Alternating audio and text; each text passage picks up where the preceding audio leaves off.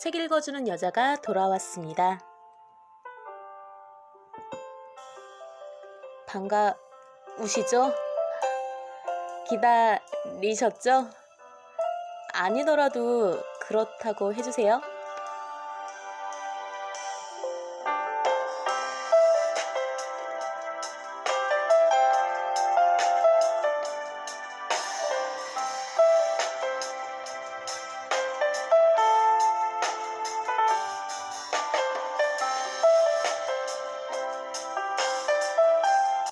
Y뉴스 외전 책 읽어주는 여자 나디아입니다. 오늘부터는 아틀라스 북스에서 펴낸 신동기 선생님이 지으신 아주 낯익은 지식들로 시작하는 인문학 공부를 보도록 할게요. 이 책은요, 총 16장으로 구성이 되어 있어요. 글을 시작하며 요게 있고요. 1장 로마 제국사, 2장 영국사, 중동사, 사기, 중국 고대사고요. 일본사, 한국사, 그리스 로마 신화, 불교, 성경, 이슬람교, 사회 계약론, 국부론, 자본론, 동양 철학사, 플라톤과 아리스토텔레스, 서양 철학사, 자연 과학사 이렇게 있습니다. 이 책은 몇 년 전에 독서 동아리 하면서 저도 요거를 소개로 읽은 책이에요. 네, 다시 책을 샀고요. 한번 읽어보도록 할게요. 오늘은 인문학 출발에서 지식의 나무를 완성하라. 이게 4개 챕터로 있는데 2개 챕터만 먼저 읽어보도록 할게요.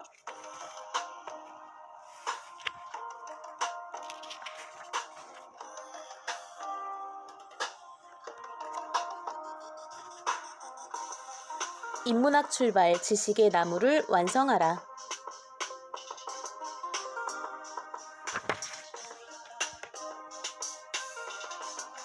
인문학이 곧 경쟁력이다.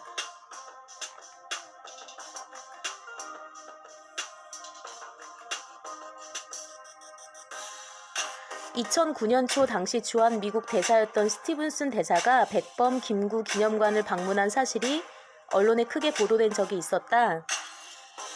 언론 보도에 의하면 현직 주한 미국 대사가 백범 김구 기념관을 찾은 경우는 그때가 처음이었다고 한다. 스티븐슨 대사는 기념관을 방문한 자리에서 자신은 오래전에 영문판 백범 일지를 읽었으며 그 책이 한국 역사에서 매우 중요하고 도전적인 시대를 배우는 데 많은 통찰력을 가져다 주었다고 이야기했다. 그날의 방문을 통해 미국 입장에서는 돈으로 환산할 수 없는 엄청난 가치의 외교적 성과를 얻을 수 있었다.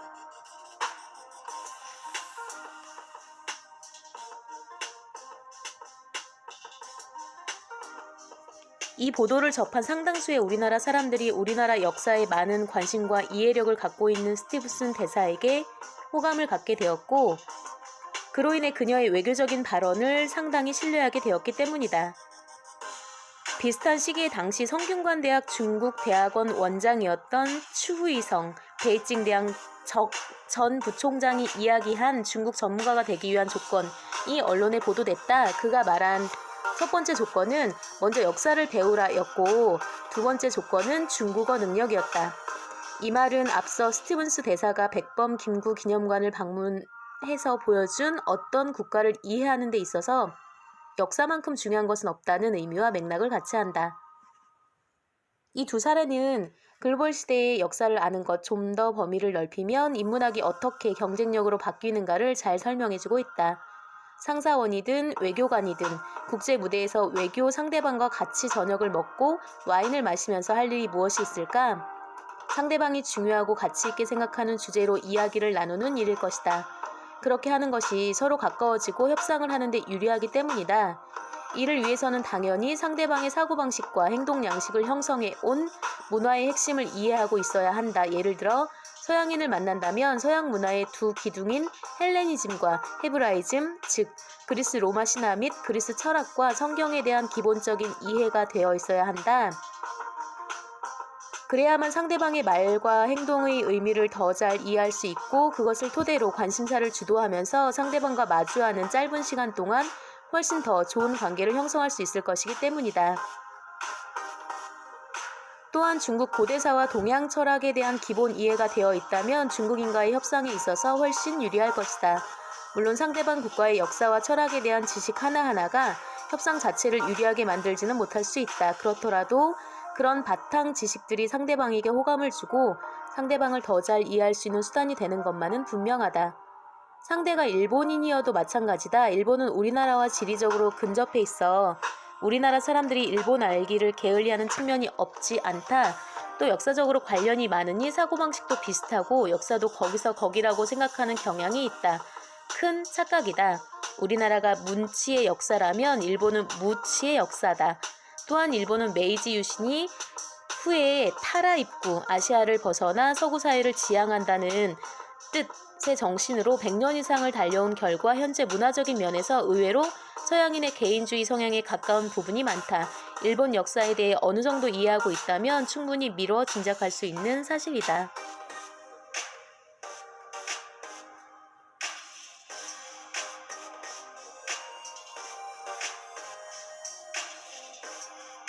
인문학은 창의성과 인간관계 향상을 위한 최고의 수단.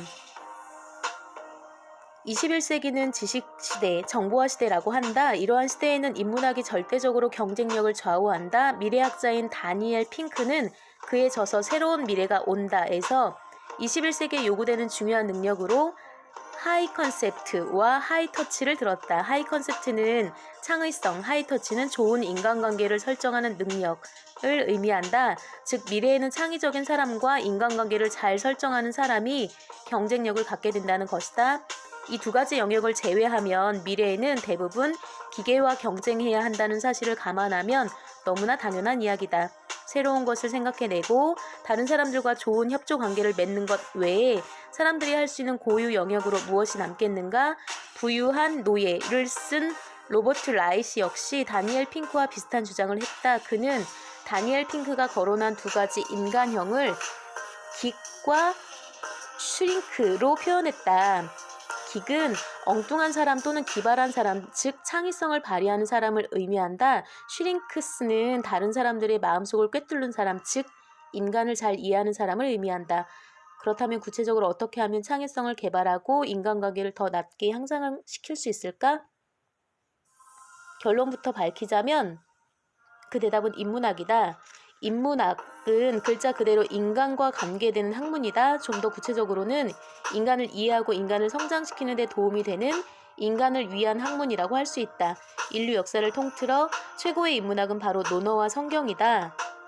깊이 있고 진실한 지속적인 인간관계를 형성하는 데 있어서 이 두 책 이상으로 도움을 주는 인문학은 없다. 이미 잘 알려져 있듯이 많은 독자들이 읽고 감동하는 자기 개발 분야에서 베스트셀러의 대부분이 그 주요 내용을 바로 이 논어나 성경을 비롯한 고전이나 종교 경전에서 가져온다. 그렇다면 그런 베스트셀러들의 원전인 인문학 책 자체를 편하게 읽을 수 있다면 얼마나 멋지고 큰 감동을 느낄 수 있겠는가.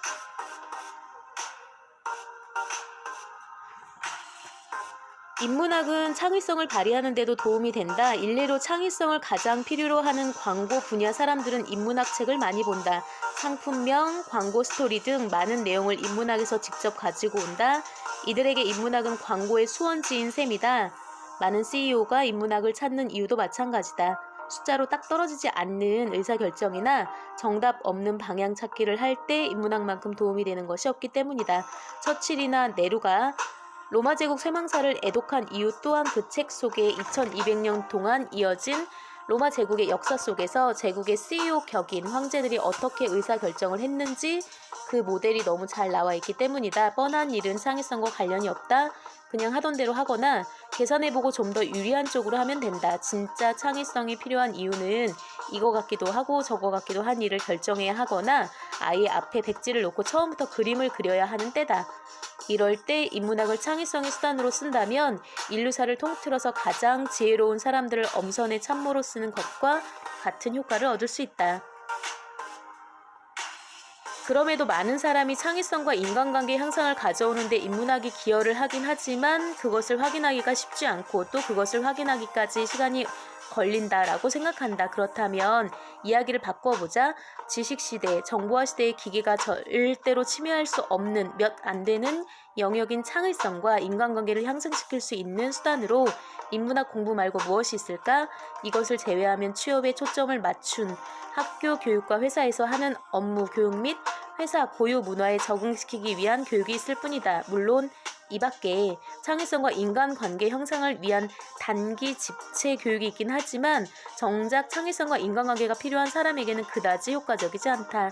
창의성이나 인간관계의 속성 자체가 기본적으로 자발적이고 자율적인 성격이 강하고 실제로 이러한 능력이 향상되기까지는 상당한 시간이 걸리기 때문이다. 따라서 창의성과 인간관계 향상을 중요한 과제로 삼았다면 일단 인문학을 수단으로 확정한 다음 이것을 최대한 효율적으로 활용할 수 있는 방법을 고민하는 편이 현명하다. 요즘 한국사 능력 검정 시험을 인사고과에 반영하는 기업들이 있다. 좋은 일이다. 우리나라 역사를 잘 아는 것이 개인적으로나 조직적으로 도움이 된다고 판단하는 CEO의 생각은 낭만이 아닌 현실이다. 그러나 역사는 인문학의 일부다. CEO의 진정한 의도 역시 역사가 아닌 인문학을 아는 것에 있을 수 있다. 실제로 인문학을 체계적으로 경영활동에 도입할 경우 훌륭한 경영수단이 될 수 있다.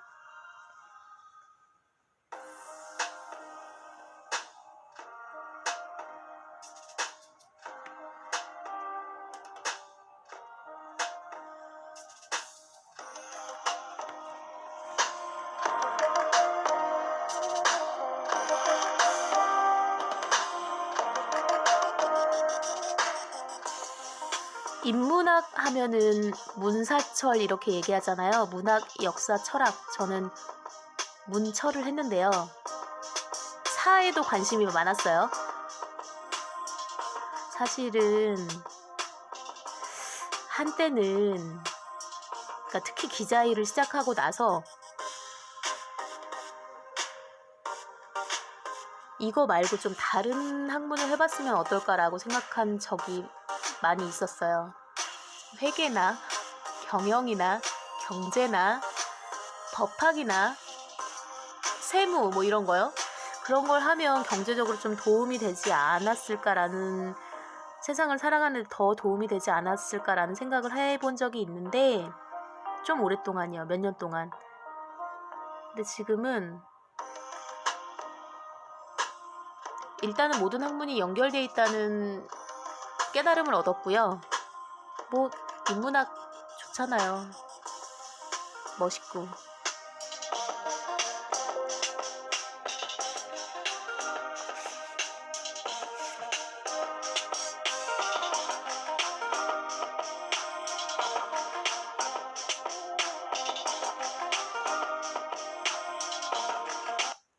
Y뉴스 외전 책 읽어주는 여자, 오늘의 희망 메시지는요.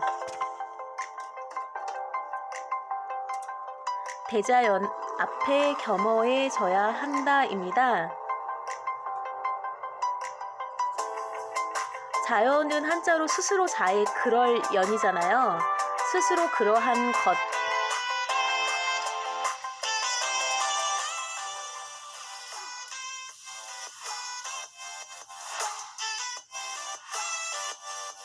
환경도 있겠지만요. 그러한 시스템, 즉 제도, 이치라는 뜻도 될 거예요.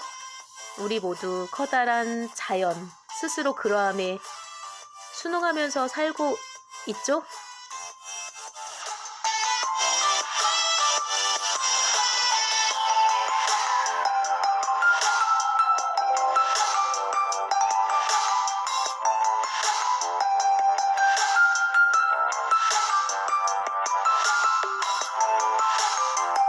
Y뉴스 외전 책 읽어주는 여자 108번째 시간은 여기까지예요. 109번째 시간에 먼저 가서 기다리고 있을게요.